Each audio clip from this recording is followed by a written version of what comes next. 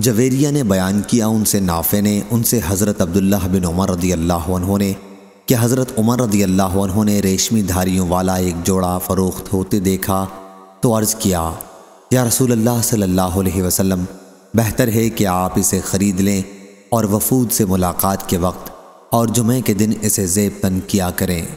حضرت صلی اللہ علیہ وسلم نے فرمایا کہ اسے وہ پہنتا ہے جس کا آخرت میں کوئی حصہ نہیں ہوتا۔